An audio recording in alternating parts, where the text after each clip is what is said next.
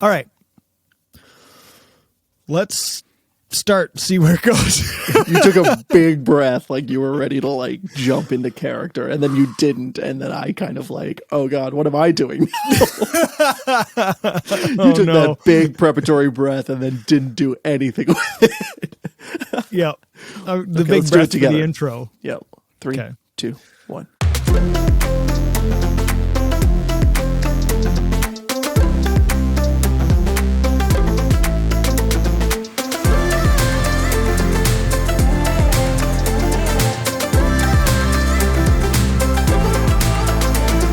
What is up, guys? Alex from ANAK Creates here. Welcome back to the ANAK Creates podcast. Today, we have Mr. Malcolm Cottle joining us once again. Malcolm, welcome to the podcast again. How are you doing? Man. Oh, man, I'm great. How are you doing? I'm doing really good. Today, I think we're going to talk about our favorite topic that seems to come into a lot of our conversations, which is plugins. Yeah. And frankly, it's a lot of people's favorite thing to talk about because it's, everybody can always seem to use more plugins. And the question that I have today that I want to talk about is, can you have too many plugins? Is there a point that you have too many of them that it's actually starting to weigh down your choices and weigh down what you're doing and weigh down your creative thinking? Is there a point that is actually hindering your creativity rather than helping it? There's a bunch of different types of plugins, obviously, so they all have different purposes, and that's what I want to kind of talk about because to me, they all serve different purposes in your creative workflow and in your what you're doing. So I think that this question is a bit murky in the fact that you can't put a number on how many plugins are too many plugins or how many aren't, because there's just so many options for this. So that's what I kind of thought we could talk about today. And one of the things I wanted to start out with is just let's be honest right up front. How many plugins do you have in your plugin list? Well, thankfully, you actually prepped me for this question, so I could actually look it up. I had to go into the plugin manager and count them out. So not including stock plugins that just come with the DAW. I use Logic Pro, so not including all the stock plugins. I have 76 plugins that I've added. And semi-actively used, but yeah, it's not tremendous. Again, just for reference, I'm kind of a hobbyist plus, I guess. I'm in that weird realm of I'm not doing it professionally for other people, but I'm doing it, I think, more than just a basic hobbyist would. And I do occasional work for the odd person here and there, but 76 is my current count for third-party plugins that I've added. All right. Okay. What's your number, Chuck? You may have noticed, Malcolm, that I did not add this to the show notes of our little thing here. Because I have a couple more than that. I couldn't count them all. So I just went into the Pro Tools plugin folder. Mm-hmm. First off, I went to my iLok license thing, and my iLok licenses, just the basic number of licenses I have, is 439. Dang. Then when I went into the plugin folder, I have 846 plugins in the plugin folder. Yeah. So I couldn't separate out which ones were default Pro Tools ones and which ones weren't. Okay. So that does include all the stock plugins. It does, because at that number, I was like, I can't count this. I can't go through this. I feel like the counting your licenses, though, on iLog, that's a pretty appropriate number, though, that of an indication of how many that's what I thought. You have. Yeah, I think that's solid. That's probably a better number to go by, which is 440. Mm-hmm. Because, there's obviously some packages in there, like Sound Toys has, 8, 20 or 15 plugins or something, but it's one kind of license for the bundle and stuff like that. UAD and Waves too. Waves isn't even included in that because it's got its own thing. Oh, true. Yeah. So it's not in iLok. And Pro Tools is, obviously that's just, you get a license for some of the additional plugins that I have. And there's some stuff like that, but so I'd take the iLok license number and up it by maybe 100. And that's and then there's free plugins that don't need licenses. And anyway, it's a big a lot more than I realized when I went to count the numbers. Sure. Do you have a lot of plugin subscriptions? Do you have any of those these days for video or for audio, really? I've avoided the subscription plugins almost entirely. Okay. I just have enough bills in my life and I hate it. Like I hate bills. I really do. Yeah. I try to avoid them like the plague. So anytime I can just buy something outright, I'm going to do it. Honestly, that's the biggest reason I've stuck with Logic Pro for my DAW. That's the biggest reason I'm still with Final Cut for my video editing, is because you can just buy it and it's yours. It's not this subscription crap. That's why I really just can't get behind Adobe. That's why I haven't used any of the Slate stuff. I'm old school, I guess, that way. I want to just, if you have a product, tell me how much it is. I'll give you the money. You give me the product. Like I hate subscription stuff. Not to say that there's no benefit from it and that other people can't benefit from it. It's just not my style. I just don't like it. Whereas I know you do a lot of the subscription stuff these days, eh? I have a significant amount of subscriptions. Like I have, obviously Pro Tools is a big one. Which sucks. But at the same time, as long as they keep updating it, I'm like, you know what? It makes me money. So that's fine. And there's the difference too. That is my income. My main income is Pro Tools and audio work. Yours is video work. It's different.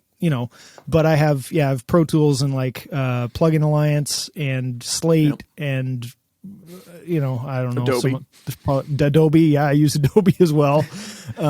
Everything I just trash talked you. Everything you trash talked, I use. Yeah, exactly. The thing with plugins and the thing that I find is that it slowly adds up. And like I said, when I looked at my number and I was like, oh my God, how many of these do I have? I did not realize that. I've been collecting them for years now, and a lot of them aren't subscription. And even the subscription, like Plugin Alliance, you buy the subscription and you get access to like 150 plugins. And over I don't know how many years now of Waves buying the $29 deals, I probably have 100 or so more Waves plugins. They get the gold bundle and you have 70 plugins right there, things like that. But it adds up slowly, I find. And oh, definitely. Before you even realize it, you're not counting as you're going, and like I said, like this was the first time I even found a number of how many like third-party plugins I even have. This was in preparation for this podcast, that was the first time I ever even considered like, oh, maybe I should know this number. Totally. The reason that I thought this was interesting is what I think is having a lot of plugins is not bad. Having plugins that you use is not a bad thing. If you use them, I use a lot of plugins, so having them is not a problem for me. Yeah. I've looked at my subscriptions multiple times and gone, do I need them? And every single time I'm answering, yes, it's still worth it for the amount that I use in the bundle. It's still worth it for me to keep subscribing than it is to either buy the one or two out that I use. I use too many of them and I use them too frequently that I'm like, I need this. Sure. So I find that it's okay to have them, but my thought is that if you're buying plugins or acquiring plugins, free or otherwise, there are tons of great free plugins as well, and companies give giveaways and all that kind of stuff. Yeah. And I love those as well. I'm a sucker for those. Yeah. I think like there's some great stuff out there. Yeah. Oh yeah. And if it's free, like, I'll try it, Try it. Why not? Exactly. Yeah. Like there's always a new free amp sim that I just kind of come across, and if it's free, I'll just go ahead and grab it, because you never know. Like it might just the tone might just be right for that one project you happen to throw it on or whatever. Or if you need some inspiration, you throw it on and you have something new and you're like, oh, this is interesting. You might not even end up using it, but it got your brain thinking about something else. So that happened to me with way. Valhalla Massive, that reverb, like Supermassive. Yeah. Yeah, like that. It's a free reverb plugin, and oh my gosh, you can do phenomenal. A lot with it. It's really cool. Yeah. Make a fake drum room with it and make it sound huge. Like, there's, and I think I picked that one up from you. I think I think it was one of your YouTube videos. You had that one. I think on so. There. It was. I had as like your favorite of, free plugins or something yeah. like that, right? Yeah, yeah. And Yep. like that one, I snagged right away. Yeah, nothing wrong with intentionally free plugins as opposed to cracked or otherwise acquired free plugins. Exactly. The thing that I find with plugins, and I'm curious your thoughts on this, but I find that if people just acquire plugins for the sake of acquiring plugins, whether that be buying, whether that be free plugins, whatever it is, and I guess it's more about purchasing plugins than it is about getting free ones to try out and have fun with. But if you just acquire them for the sake of acquiring them, what it can do to your creativity and your work is actually make you lazier, because if you're struggling, instead of learning how to use the plugin or diving into a plugin to make it do what you need to do, because back in the day, a piece of gear, you don't just get free pieces of gear, like it costs money. And plugins are essentially pieces of gear in that way. So, you would have to learn how to use it. You would not buy an 1176 and use it for one setting and put it just on vocals and that's it. You'd be like, okay, I just spent $4,000 on this compressor. What else can I do with it? Right. And then you're paying for like the energy to turn it on every time and the rack space to just house it. Right. Like can you imagine? Oh my God. And the thing that people don't think about in big studios too with gear is the air conditioning bill to keep that stuff cool. That's what I meant by the energy. Like not only just plugging it in, but then like keeping the room cool and everything. Yeah. Every other part. Yeah. There's so much around it. But so you would buy that and you would learn how to use it. And I find that today there's so many people can get so much for cheap and for free that if they don't know what to do or they're not sure, they'll buy a plugin that they think will solve their problems. If they're not sure about the vocal tone that they're going for, they'll buy the Howard Benson vocal plugin because they're like, oh, it's labeled vocals. It'll probably work for vocals. Or I think JST has like, the vocal plugins. And so you just grab that. Or if you're like, oh, I need something for drums, you'd get the CLA drum plugin and just, if you're not sure what to do, that makes you, I think, lazier because you don't really understand any of these plugins. You start putting them on, acquiring plugins, and just flipping through presets because they all come with 1,000,010 presets and not actually learning how to use it. So that's where I get concerned with too many plugins because you don't know how to use any of them. Yeah, no doubt, man. And to add to that too, I think because there's so many educational platforms out there that teach you how to do this, and that, a lot of people, I think, and I've personally feel susceptible to this, but like if you see X producer doing, I don't know, vocal EQing with a certain plugin every single time, you kind of get it in your head that this plugin is part of the equation to get this sound. It's not about the moves they're doing. It's about the plugin they're using to make those moves. And like, honestly, this happened to me like even a couple of weeks ago. I was watching a video and like the 15,000 person was using FabFilter to EQ. And I was like, do I need this plugin? Like, is this the missing sauce? Like, cause I feel like I'm making like the same moves and I'm using the same like formula and, or methodology, I should say, of like boost this, cut this, whatever.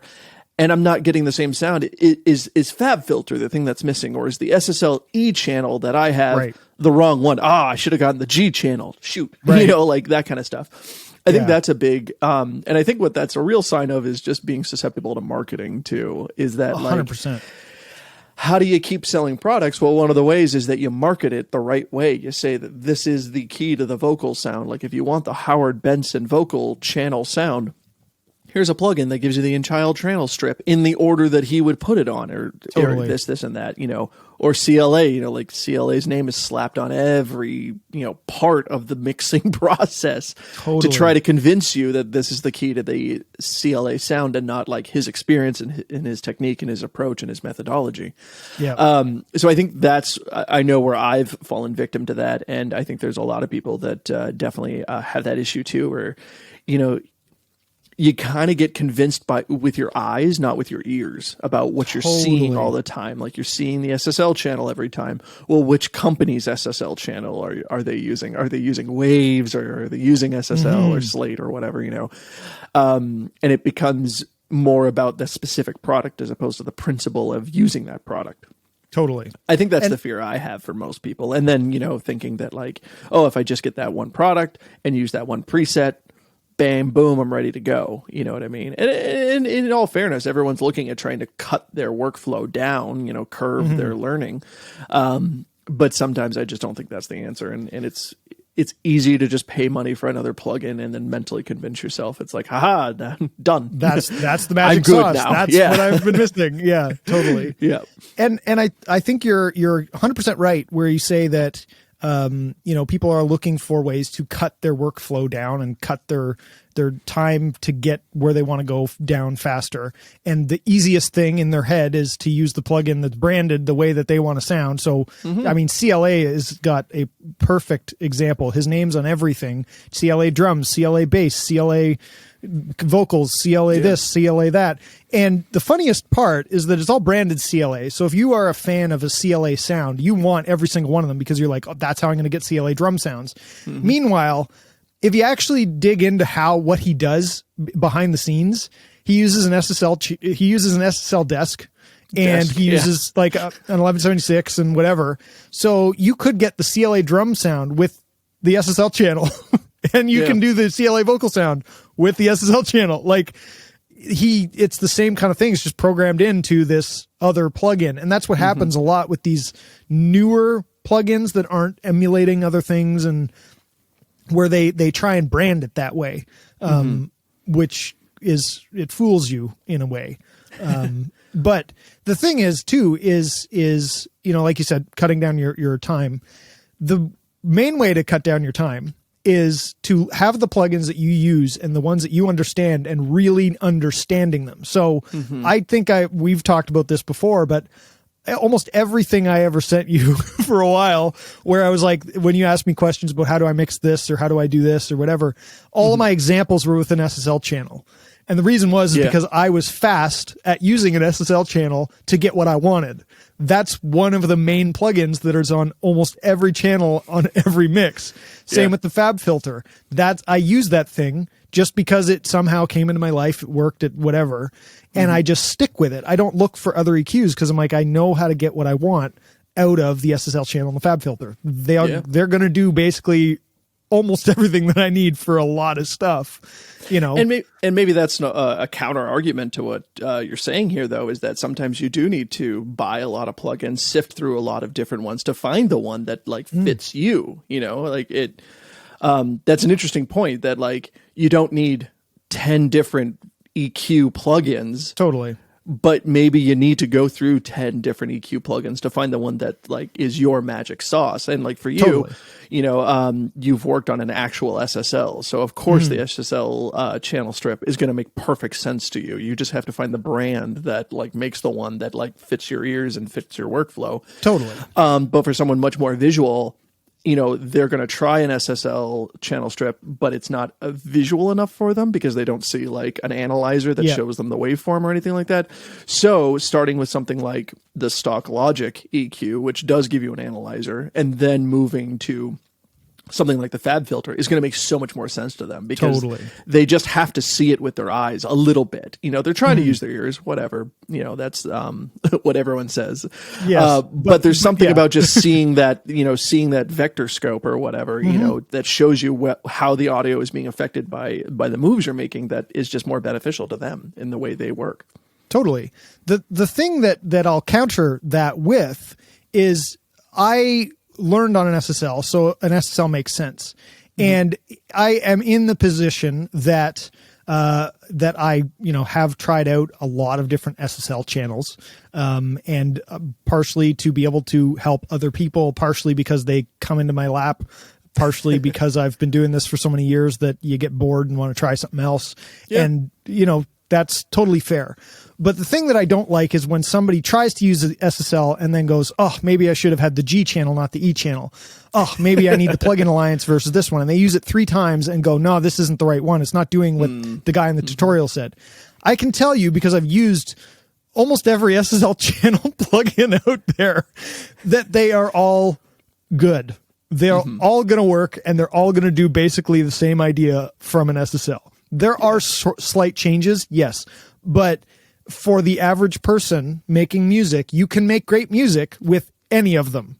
Yeah. You know, it really doesn't make that big of a difference. I've tried a ton of them because, you know, and I think I even told you at one point, because you got the SSL channel from Waves. And then I had just not long after that was using the SSL channel E from Plugin Alliance. And I'm like, dude, honestly, I used the Waves one for a ton of time. I used to use the UAD one on everything, and it's just I changed. There's nothing wrong with the one from Waves. I just happened to get the one from Plugin Alliance in the bundle and decided, oh, let me try this one now. Yeah. Would I go back to the Waves one tomorrow? Absolutely, it's fine. Well, there's a great example too, where like I knew I wanted to move into the SSL channel style of EQing, and I had no idea. I had to ask you. I was like, what do you use? What would you recommend? Right. Because like this is an area I want to get into. And then I think I even asked you like, Chuck, am I ready? Like, am I ready to move to like SSL style like EQing? And you were like, if you feel ready, you're ready. Try something. Like, and you said and I think what you said was Waves is on sale. It's great. I would go for it because it's $30 right now. Yeah. And you can't go wrong with the E channel. Just go for it. And I said, okay, great. Done. Did it. Totally. Exactly. And no regrets. Absolutely no regrets. I think I got that and the bus compressor as well at the same time because it was also on sale. And I was like, let's do this. Also a phenomenal plugin. I still use that thing on basically every mix. Yeah. Oh my gosh. Yeah. So it's so good. That again also comes from using the SSL console with the SSL compressor in the middle. I'm just like, I know what I like. Yeah. You know? Yeah. I think that's the thing with plugins. There's a balance, man. Like you know, I think if you're just really honest with yourself, you know what you're doing. Are you just buying another plugin because you're tired, because you feel like you're in a rut and you're not putting in the actual effort to learn the plugin or the style or the technique of how to use the plugin? Yeah. Like, are you buying another one just because you need to change? Are you buying another one because you're kind of giving up? Or like, I think if you're just really honest with yourself, you know why you're buying another plugin. Totally. And if you catch yourself and are honest enough with yourself to kind of catch yourself and say like, oh, I just want this because it's new and it's flashy and the people I know use it, but I don't actually know how this works. Yeah. Maybe it's not the thing to invest in right now. Maybe go back to basics, because I think everyone says this now too, that like what comes with your DAW has everything you need to make great sounding music. 100%. You know, like those plugins, like maybe they're not always flashy. Maybe the UI isn't always like the best designed. Yeah. They will work. They will do what you need them to do. You don't need third-party plugins. And I think that's the thing is, if you're buying third-party plugins, I think you need to just set a bit of a criteria for yourself. Like, why am I buying this? And if it doesn't fit this like kind of criteria, then maybe don't do it. That's what I did for myself. And that was really more for expenses. And because I just love new things. They get me excited and I want to try the new thing. I think we all fall into that. We all fall into that trap. I just want to try something new. I just want something new. New gear envy. You know, it's a thing. Totally. So that's what I did a while ago. Is I just set some criteria for myself of like, if don't buy a new plugin if it doesn't fit this criteria. If it doesn't fit that criteria, it's probably a vanity plugin. It's probably something that won't improve your life, and you're just throwing money around. Move on. Totally. And I think I've made a video actually about that exact thing with stock plugins. Stock plugins are fine. You can use stock plugins and they will get you somewhere. And actually that's a great place to start. Which going back to your other point, if somebody doesn't know what they want, if somebody doesn't know what they're looking for, if somebody doesn't know their workflow yet, if they're just getting in, start with the stock plugins and figure out what you don't like about the stock Logic EQ. Do you like that setup or don't you? You know, what is it about it that you don't like? What is it that it's not doing? What are you looking for in the next plugin? Why would you buy FabFilter? Because it looks kind of the same thing. The Slate Infinity EQ looks kind of like the same thing. Why would you buy it? What's the point of buying it? So you have to think about that, but you have to have a starting point. You know, you wouldn't know which SSL channel to buy until you bought one and tried it and used it and dug into it and really learned how it worked to then go, okay, the G channel does this, but I can tell based on now what I know and what I've researched and what I've asked questions to somebody who has all of the SSL channels this time, what I'm lacking, what I think is lacking, and is the G channel from Plugin Alliance going to give that to me? And that's how you're going to figure out. But to know that, to really know that, you have to first dive into the plugin and learn it, not just pick a preset and go, oh, this doesn't do, it says acoustic guitars, but my acoustic guitars sound like crap. That's not the plugin's fault. Like, you know, and that's where this field is so difficult too, because everything is interdependent. You know what I mean? Like, it entirely depends how you mic'd up how you mic'd the source. It depends on what you put it through. It depends on this and it depends on that. And like, I was listening to a recent episode of the Punk Rock MBA with Joey Sturgis. Joey Sturgis was the guest. And they were having a great conversation about when Joey first started selling Pod Farm presets for his amp sims and things like that. And he made a really good point that he got a little bit of feedback that they sounded like crap when people loaded them up. And he had to put out a few statements that was like, well, yeah, because in the context of the mix, these will sound good. But like if you solo everything, no, they're going to sound kind of crappy. But like they're designed to fit in a certain type of mix that I do. And fits my process. You're going to have to tweak it to fit your mix. Like, it's going to sound like it doesn't have enough gain. Well, for my productions, I add a lot of extra gain onto bass. So like, and that's just my point too, is that everything is interdependent in music production. Like this depends on that, depends on this. Like it's like coding. If this, then that, you know what I mean? Like everything is interdependent. 100%. And so, to support your point, you know, you can't just pull up the snare bomb preset or the, you know, fat snare preset or the, you know, glistening acoustic guitar preset and expect it to just sound great, because you didn't change your strings when you recorded that acoustic guitar. You weren't in the same big room that CLA was when he made that preset, whatever. You know? Yeah. No, exactly. And that is the thing that people don't think about. And I think that's the unfortunate part, because there are a lot of tutorials that say use this preset and tweak this. They don't explain why you're tweaking that. They just tell you to choose the glistening acoustic and then turn up this and do this. And if you don't realize why, you don't understand why they're doing that in the context of what they're showing you, so that you don't understand why you should change that differently in the context of what you're doing. Because everything is so interdependent. That's one of the things that I like presets for synths and stuff, because synths are great. You just find something and tweak it from there. And people typically seem to know that that's the case, or they just pick a preset and it's good enough. It is what it is. But in the context of EQ and compression, it's so dependent on the source.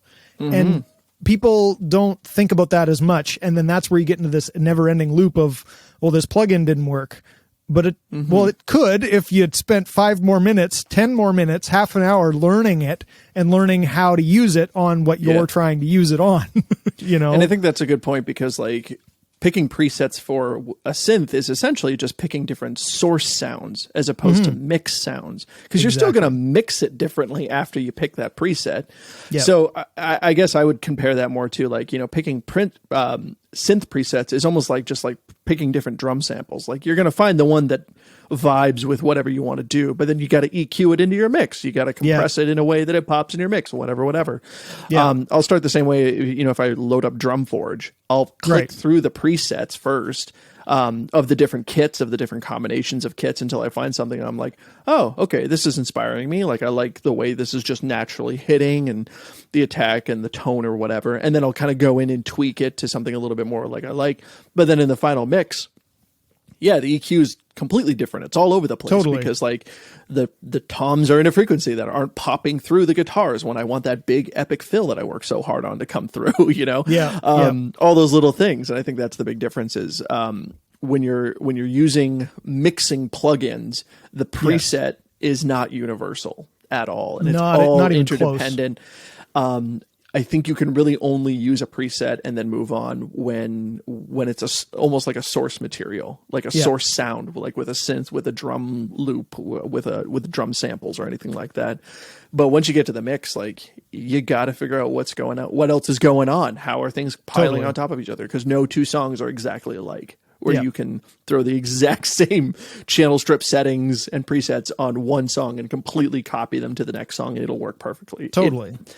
You probably can't even do that within an album. Like, Yeah. you know, because like just the Honestly. arrangement will be different enough, even if you did the exact same things, like all the same guitars, all the same DIs, all the same, like everything was like all the source materials were the same. One song to the next, you will not be able to copy those settings over because the arrangement of the song or just the way the song is composed is going to be just different enough that the mix is just not going to work as a copy paste job. Exactly. 100%. I've been in some of these master classes. I assisted Alan Parsons when he did this masterclass thing. He did this, had, you know, a bunch of people watching and asking questions, and you know, you paid to be there and whatever. And so many people were asking him, what mic did he use on this, and what EQ setting did he do there, and what did he do here? And it was like, okay, you are not recording Pink Floyd in the studio 40 years ago to do, you know, Dark Side of the Moon or whatever album he was doing. Like, you are not there. The mics you have are not the same.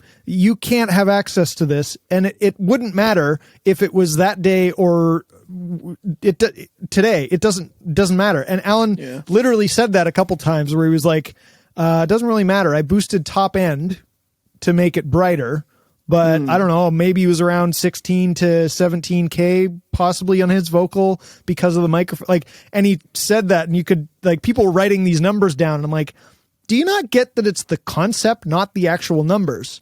And they're kind of treating what he's saying like a preset. It's like, that's not going to work. You have to figure out what you like to do and take the concepts of this, like boosting top end and maybe taking out some mud. So you take the concept of, I'm looking for some mud in an acoustic guitar to take out so it's not as flabby in the mix. That's what you're looking for, not that it's 512 hertz. That doesn't matter. For that situation, it was. For that but situation, maybe for yours, it's more like 600. It's more like 400, whatever. And you know, you're absolutely right. I think that's really interesting because I think that what jumps out at me right away is that I get what they were going for, but I think they were asking the wrong questions. And I'm kind of like that too. I probably would ask, like, how did you EQ this? Like, maybe that's your first question, but the real question that should be a preliminary question. Yeah. How did you EQ this? Okay, why did you make those moves? Is trying to get inside his head of like, sure, if he tells you like, oh yeah, I boosted, you know, 12, 16K, whatever. And you're like, okay, but why did you do that? Well, his voice, blah, blah, blah, in the mix, blah, blah, blah. Yeah. It's always, it's a lot more about the why. And I think that's how you have to use plugins is they're a means to an end, I think, ultimately. Totally. And people treat the plugins and the presets and the execution of those plugins as sometimes as the ends, as opposed to the means to the ends. Is like, this plugin is supposed to do this, so you just turn this knob and it does that. It's like, right. Maybe if you're trying to get like, you know, a source sound, but not if you're trying to mix a song together not if properly. You're exactly. And to be fair, and this is where I think part of the confusion comes in too. Alan was great. He's a phenomenal educator. So often he would say, it doesn't matter what frequency it was. This was what I tried to do. This was what I was trying to accomplish. And this is the mentality behind what I did. He would say that, right? He would answer the question with that because he knows that people don't fully understand. And I madly respect that. He knows that they don't actually know what question they're supposed to ask exactly because they weren't there. It's tough. So he would just kind of answer it for them. He'd jump ahead a step and answer the why for them. I like that. Unfortunately, a lot of YouTube people and educators in more modern scenarios don't. They give you, because they don't realize it, they give you what they did and don't explain why they did it. So now people have this in their mentality that that's the number that they have to do, and this is the preset in this plugin that they have to use, and they need that plugin with that preset to be able to accomplish what they. And that's not true at all, especially in mixing. I hate that too. Like I hate when I'm watching like a mix rundown or something like that, and they're just kind of throwing out numbers, but not the why. Like because they'll just kind of throw out, oh, I boosted this, I cut that, I set the ratio to this, and whatever, and it's just like, okay, that's cool because it gives me some like targets to kind of go for. Right. But, like, why? What about the mix like required you to do this here and there? And a lot of times the why or just like the big picture is kind of missed, I think, in the explanation, which leads a lot of students to think of it very procedurally. Oh, the procedure is when you're working with vocals, you boost top end and then you cut this and you boost that. And this is the formula, because I think that's the thing is like when you're learning, you just want the cheat code, the answer, like the answer key at the end of the book, you know what I mean? So that you just plug it in. And maybe that's a failing of our educational system as a whole too in public school, is because we do so much of these standardized tests. The classes that are emphasized the most tend to be like STEM classes, like science, technology, engineering, and math. And all of those have very clear answers. There's very right or wrong answers. And maybe that's a good reminder that mixing, as much as it can be scientific, is an art form in and of itself. And when you have an art and a science, the answer is not always clear. There's not always a right answer. It's a subjective answer. And, you had a review on one of my mixes recently, and you said it was too mid-heavy, and I was like, but I like that, Right. I was kind of like, I kind of want like a slightly more mid-focused mix for this, just because of the way I was writing the song. Totally. I was kind of avoiding like core elements actually in this song, because I feel like I just rely on chug too often. And because of that, my mix ended up being a little bit more mid-heavy just based on the arrangement, and that's okay. Totally. Sometimes that's okay. And I don't know, mixing is tough though, because it's a real combination of science and art. Yes. And I think there's a tendency to try to push the science a little heavier with like clear answers, clear cut, like do this, don't do this, as opposed to the art of like, feel it out. What feels right? Exactly. Where's the vibe, man? Totally. Well, that fluffy, silly thing that artists do. Being creative and finding the vibe. Yeah. It's the real thing. No, but you're right. I do this with my mixed feedback that I give, which you can find at anacreates.ca. Shameless plug. Go check it out. But, and I've done this for you, and I've done this for a ton of different people. And I always try and say at some point during the feedback, and at some point, like I have a disclaimer for that exact reason that says everything I'm going to say, take it as you will, because this is my opinion, but it's the only way I can deliver this. Is my opinion. I can't tell you what's right and wrong, but I can tell you what I'm hearing. And if you like what I think, then you'll appreciate this, or you'll think about it. And like you said in one of the feedbacks I just gave you, actually, where I said, I think this should be changed. And you came back and said, I hear what you're saying, but I don't agree. And I'm like, you know what? Frankly, that's just as good as you agreeing with me, because now because you felt it in yourself. You're like, okay, I see what he's saying, but I'm firm on this, my choice. And that's good. That's just as good, because you're actually solid on that choice.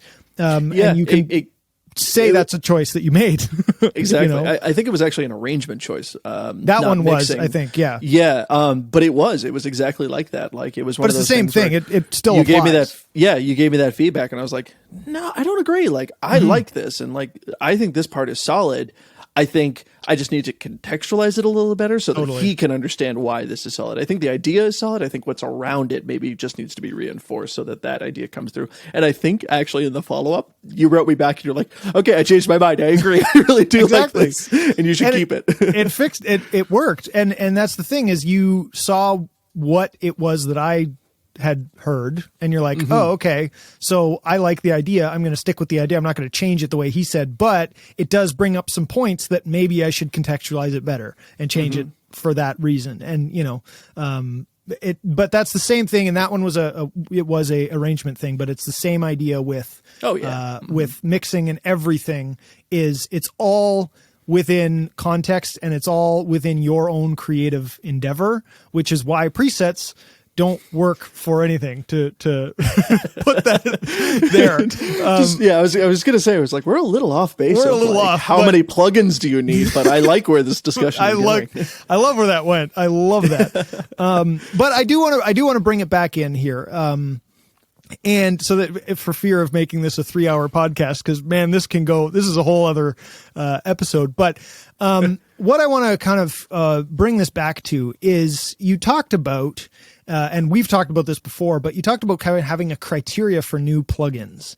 And I love this idea because, like we said, it's not bad to get more plugins. And if you have a reason for getting a new plugin, that is then it's good. But if you just are buying plugins to buy plugins, that's when you run into this whole problem of just finding it because somebody said to get it for this preset and all this, like what we just talked about. But if you have a reason to get it, if there's something that it meets a criteria of why are you getting this, if you can actually clearly define that, or if you're looking for a plugin to clearly fill some sort of role, then that also works as well. Because I've done that many times where I'm like, I need something that does this. Is there something out there that does this that I could speed up my workflow or whatever?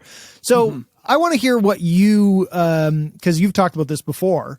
What is your kind of criteria, and what do you think about when you are looking at a new plugin, whether you should buy it, whether you shouldn't buy it, whether you need it, whether you don't? What's your kind of outlook and criteria for that? Sure. Yeah. So the first question I ask myself is, do I already have a plugin that does this and can do this? Is it like a redundancy to buy another plugin that does this, like EQ or compression or anything like that?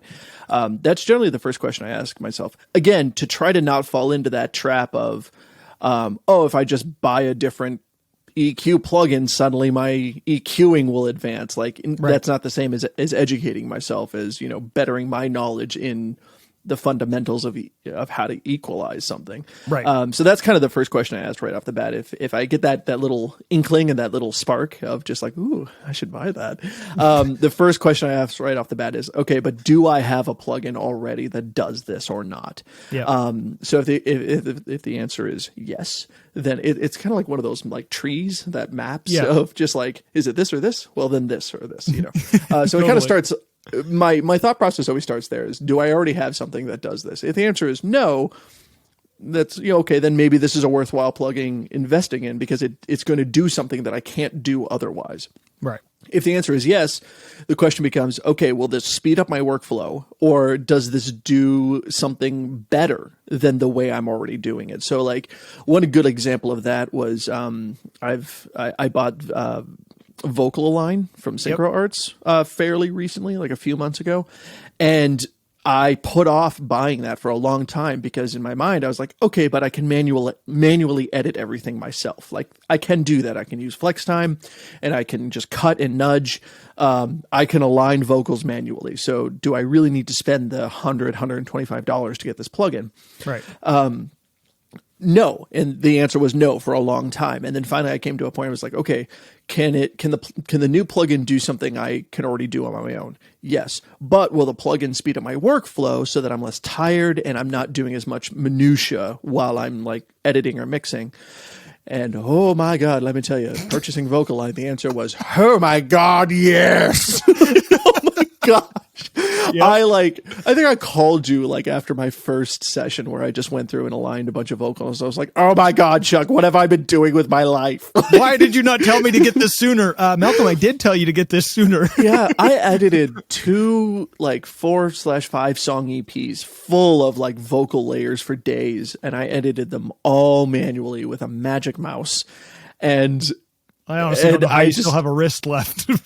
Then I invested in the Kensington, which was also a huge upgrade. And again, there's another example of like, I had a mouse. A mouse works. Why would I upgrade? Well, this new mouse is not going to give me arthritis as fast. So yeah, that's kind of worth it. Good. Yeah, which is real good. So yeah, there's a great example of, I put off buying a plugin for a long time, but then finally I realized that purchasing this plugin was going to save me literally hours in editing. Right. And it sounded better than my manual edits for the most part. Like with my manual edits, like they were close, but they weren't perfect. Whereas this plugin actually made them perfect. Right. So that was a huge win. That's the second question. The third kind of question I generally ask myself is, will like this one plugin save my workflow because it's 3 plugins in one, for example? And actually for me, the Howard Benson vocal plugin did that for me. When I got it, it really sped up my workflow because I didn't have to add 4 different plugins. It was all in one. So it saved me CPU, which ultimately helps my workflow go faster because it's not as many plugins. Yep. And they have this great automated input monitor. So you just like double click it. It actually listens to your vocal and it actually programs the plugin to your vocal in terms of what the input level should be. Mm-hmm. Love that. Yep. Saves a lot of time, saves a lot of time and a lot of guessing work. And it's still tailored to the track too, which is nice. Like it's not just a preset. It actually listens and intelligently decides an algorithm that will fit the vocal. So yeah, it's a lot of just kind of that, it's like, do I already have this plugin? If not, then will it speed up my workflow? Will it better my life? And then sometimes the question is, do I just want it because I need a boost? That's kind of the third question I do ask myself is, do I just need a creative boost? And sometimes just loading up a new plugin that does something I've already been doing, but it's just a little bit, makes me feel a little bit more professional, like the SSL. Yep. Like I had an EQ plugin that worked fine. I was kind of ready for that boost, to take away that visualization element and really focus on just the numbers and my ears and things like that. I think investing in a plugin sometimes to just boost your creativity and just inspire you a little bit more goes a long way. I have that just with writing too. Like, I buy a new symbol, even if it's, just a little splash symbol or a little, effect symbol. Just sparks some creativity. I'll just change my drums around in terms of the configuration just to inspire some creativity. I'll pick up my first guitar, which I don't use very much, but just pick that up and your fingers just do something kind of different because they're back in that zone. And I think that's the third question that I always ask myself with buying plugins. Is this going to inspire me? Is watching the promo videos and the other people doing it, is it just getting me excited to try something? In which case, that's worth a lot in and of itself, even if it's a little expensive. To just get a little jolt of creativity and just get a little inspired, I think is a really good sign. The last question I asked myself too, which I think is a good one, and I've just thought of this now, is do I have something to use this plugin on right away? Right. Because if I don't, I'll forget about it. I'll load it up and I'll be like all inspired. But if I don't have anything to put it on right away, like a session to pull up and immediately throw that plugin on, I will forget about it.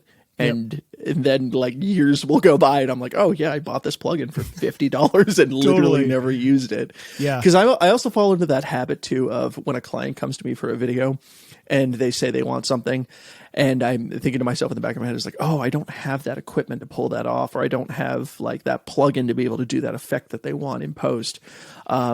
I should probably go ahead and just like get that so that I'm ready, because like, oh, it'll pay for itself because they'll pay for it basically in this client, and then someone else will want to use it too. And I've run into a couple of times where like I didn't end up picking them up as a client. They didn't end up going through with it because whatever.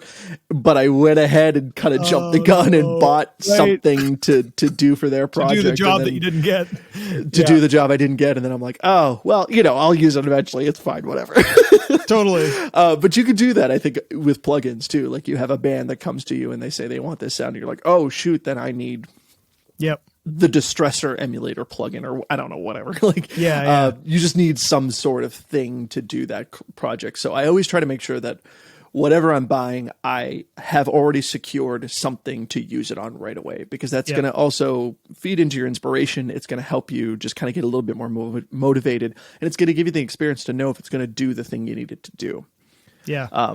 Like right away. So yeah, that's Malcolm's tips for investing in plugins or not. I agree with that, because if you, the big one at the end is the reason why. Why am I buying this plugin? Is kind of the overarching thing. Is there's got to be a reason, not just because it's flashy and the ad looks really good. There's got to be a reason. It's a good ad, but is this going to inspire me? Is this going to speed up my workflow? Is this going to do something for me? And do I have something to use it on? Because you're absolutely right. And I've done the same thing where I buy something thinking, oh, that's going to be amazing, and I don't use it. But if I have something that I literally buy it to use it, then I will probably actually get into the habit of using it because it's ingrained in me right away. And the thing that I do a lot too is if I have a plugin that I'm looking at that I'm like, this looks really good, I think this will inspire me, this is interesting, I look at it and say, is it on sale? If it's on sale, okay, fine, maybe I'll pick it up and kind of try and remember it. If it's not, then I'm not going to buy it with no purpose in mind yet. When it's not on sale. That doesn't make any sense. If I'm gonna buy it outright, I need a purpose for it, or it's got to be on sale. And I will say the biggest piece of advice I can give to anyone is that a plugin will always eventually go on sale. Most of them. There are. Almost I all don't of think them. there's many plugins that There are not many go on sale. Valhalla is one that never goes on sale, and Massey. Both of those never go on sale. Fair enough. I don't think any other plugin I've purchased though, I didn't on that sale I've at paid some full point. price. I don't think so. I don't think I've ever bought a plugin at full price. Whether it's they were on sale or I bought something else at one point, so I got a discount code, or they're just running a general like store discount. I don't think I've ever paid like full price for a plugin. I've always waited for the sale or waited for the discount code to come through, whatever. Yeah. Yeah, never pay full price for a plugin. Like, just wait. Something will come up. Do your best to wait. I mean, I've been in the situation where I have had to buy plugins full price because it's like I need this for a client, but it's at the same time, it's the same kind of thing as you were talking about. There's a reason because I need it right now, and it's going to get paid for because it's for this job. And I think that's partially how I have so many plugins, although luckily most of them are on sale. But because I do a lot of mix prepping and dealing with sessions. It's like, oh, you know what? I know this person's going to use this plugin all the time. So, I might as well get this bundle of the APIs, even though I don't really need them, but I know they're going to be on every session I get from this client. And there's probably going to be a number of them, and they already just sent me 3. So it's going to pay for itself right now. So done. Oh, it's on sale for $29 because it's Waves. Oh, great. Well, and you make a good point too. Like if you're collaborating consistently with other people, having the same suite of plugins does help a lot. Like 100%. When you give me a video mix review and you show some like tweaks that you're making, if I have the same plugin, then it does make sense for me to just copy your settings over because you're working on my session. Right. Or like I think recently like DrumForge released the Savior kit. Yep. And like you mentioned you were getting it. I was like, okay, well then I'll just get it on the pre-sale. Like we didn't pay full price. Nope. But I was like, well, if you have it, I might as well have it. Because then if I program drums, I can program them in DrumForge Savior and just send you the MIDI and the preset, and then we're in business. We're good to go. So there is something to be said for that too. We're collaborating for that. Like we do that a lot. So it makes sense. Like the DrumForge thing, because that's a way we collaborate with drum sounds like that. Like you don't need every plugin that I use, but that one is like, there's a key one that we have to send back and forth a lot. Might as well just, it's going to be way easier if we both have the same kind of thing. Cause that's why I bought DrumForge in the first place too. It was on sale at one point and I'm like, you know what?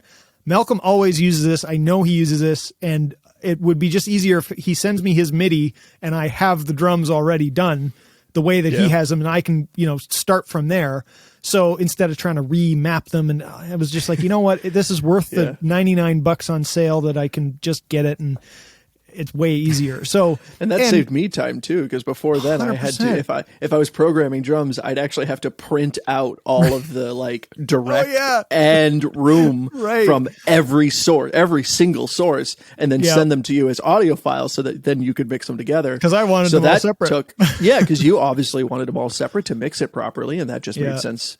But it took me like hours to do that. You bought one plugin and I just send you one MIDI file, let you know. And if I customize the preset, I just save it and send it to you, or just tell you what kit preset I used, and you just load it up. You're like, okay, we're in business. I route this the way you want to route it, and Bob's your uncle. and but it's very true. And like, I actually just started working with a client, and they use the Howard Benson vocal on tons of stuff, and they literally bought it for me. Because they're like, I'm going to use this on everything, so you need to have it. And they didn't even let me have a chance to go buy it myself. They just bought it for me. But it was like, this is something that's going to make all of our lives easier if you have this already. And I didn't have it yet, so that's the way it was. That makes so much sense. Yeah, same. That's the ideal client right there. Like, can we just get a standing ovation for just client? Oh, wow. That is top tier clientele right there. Yes. When they 100%. recognize like, hey, you need this to do a good job for me, so I'll just supply it for you. Like, we're going to save hours of billing time. I'm going to save money by buying you this plugin because you're not going to have to spend hours trying to redo shit. Replicate something else. So, definitely. But going back to the other thing is it's so true. If you see something a lot and you're learning from somebody such as you were getting all this different advice from me and I'm always using an SSL plugin, at some point you're like, you know what? It'd be easier if I could just figure this out with an SSL. I'm getting the vibe of it now. This is going to save me time because I don't have to try and like figure out what he's doing, but translate it to the plugin I have that's completely different. At least I'll be halfway there with some SSL channel strip of some kind. This will make more sense. So, you know, in that way, it falls under the category of, is it going to speed up my workflow? Yes, it is, you know. So, and not just, you know, and as we said too, is it speeding up my workflow, not because I'm just using a preset or just like setting and forgetting or anything like that, but because like it's doing multiple things at once. Exactly. You know, because you're going to learn the new plugin, you're going to put in the time, and it's going to hone what you're already doing and what you're already knowledgeable about. And again, too, I think you just got to be really honest with yourself, you know, just be honest with yourself and say like, am I getting this new plugin because I'm trying to look for a shortcut, or am I getting this new plugin because I've maxed out what I'm already doing, and I'm looking for that next level up, or what have you, you know, or inspiration, you know, or inspiration. Yeah. Just be really honest. That is a valid reason. I 100% think that that's a valid reason. As long as you're not buying like a different SSL channel a week after you buy the first one, that's not a valid reason. that doesn't quite work the same way. Too close. But yeah, I think, you know, to kind of wrap this up, and the key points here are, you know, don't just buy it because you're lazy and wanted a different set of plugins that has different presets. If you buy new plugins, just be honest with yourself. I'm being lazy and I just want to spend my money. Exactly. At least be honest about it. But when you buy plugins, the biggest thing that I can say is learn how to use them. Learn how to actually use them. Don't learn how to scroll through the presets. Learn how it actually works. Learn why it does what it does. Yeah, deconstruct presets. That I do all the time. Why are you calling this shimmery acoustic guitar? What is it that you're doing in this preset that you call it that? Why is this the case? I think that's a valid way to learn. And I've talked about that before as well. But actually diving in and learning how to use the plugins that you buy, one, they'll last longer, and two, you'll be able to use them better. And especially if you're working with any kind of client or collaborator or anything, when somebody says, I need this, you can then actually understand it because you know how to use your plugins. And you're not just trying to find the plugin preset that says what they just said.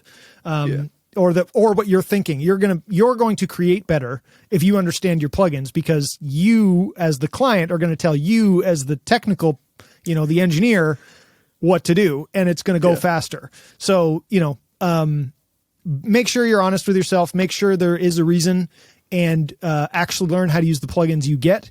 And then try and set up some criteria for yourself, like what we have talked about today, but maybe that doesn't fully fit for you. But have some kind of thing before you're in the situation of trying to decide if you're going to buy a plugin. Do this before you're in that temptation zone. The temptation zone. I like that. Right? Yeah. And make sure that you have that so that you don't fall into those traps of, oh, this is a good deal. It's going to be, if it's a good deal now, it'll be a good deal again. So don't worry about it, you know? Oh, yeah. Especially nowadays, everybody's going on sale. Just wait for Black Friday. I always wait for Black Friday. If I have something that I'm on the fence about, I wait for Black Friday. If it's not on sale on Black Friday, it ain't going to go on sale. And again too, like it'll come back around. If they put it down to that price once, they did it for a reason. They'll do it again. Like don't fall victim to the one last chance to get this plugin for $40. It's like, I guarantee it'll come back. Like don't con yourself there. Just be patient if you can. Exactly. It's much easier to fall in these traps with mixing plugins, with source sound plugins, like you say. It falls into the category of, is this going to inspire me? Because that's the whole purpose of it, to inspire you. Is the whole purpose. Now, I will say you can fall into the same trap where you buy 6 CS80s and you don't need them all. Not saying that I've done that, but just maybe I have. Maybe I haven't. Cautionary tale for anyone listening. Just a cautionary tale. If you know, so there is that you can have too many of some things, but but it is, you're right. It is very different for for source sound type things like synths and drums and those kind of things, because they inspire you in a different way than an EQ might. You're going to get a longer life of inspiration out of an EQ than you do out of a source drum sampler or a synth. or orchestra or string, whatever. and those aren't all created equal. Like you can buy a really cheap like orchestra sound, and you can use the Logic one, and you can run out of inspiration or quality sound real fast and need to upgrade to like a high quality Contact orchestra sound like real fast if you want it to sound legit. So yeah, like I think there's a lot more variance there. There's a lot, but I will say that do not fall into the trap thinking you need something else if it's not working. Try combining it with other effect plugins, because 9 times out of 10, you'll be able to find something else. Obviously, if you're going for the utmost realism, you're probably going to need a new library that's more realistic as technology develops and gets better and sampling gets better and all that kind of stuff. Because the more modern string libraries are getting better and better at being realistic, because they're learning how to do it better. But if you're trying to find a Mellotron sound and then you're like, I don't know, this one's not working, try adding sound toys on it. Try adding a distortion. Just try different things. Don't just stick to the main thing, and actually try thinking outside the box, and you'll get even more life out of every single thing that you're trying. So, thinking more outside the box will help that as well. Yeah. Stop being such a scientist and be an artist, man. Exactly. Great words to end on. Chuck, it's been a pleasure. Thanks so much for having me and letting me pick your brain and talk about plugins with you. Always of course. Always. It's always a good time. Thank you for joining me again. Thank you for everybody for listening. And I hope you got some insight out of this. Hope you got some ideas, and I hope you maybe didn't hit buy on that plugin that's in your Waves cart right now. Wait for it to go on sale. We all have them. It's okay. Thank you for listening. And as always, subscribe if you haven't already on all your favorite podcasting platforms. And don't forget that we are on YouTube now. So go check out the YouTube video for the podcast and go comment. I can actually comment back on the YouTube videos. So that's a thing that you can do, which you can't do on any other podcasting platform. So that is it for this week's episode. I will see you in the next one. Until then, always be creating.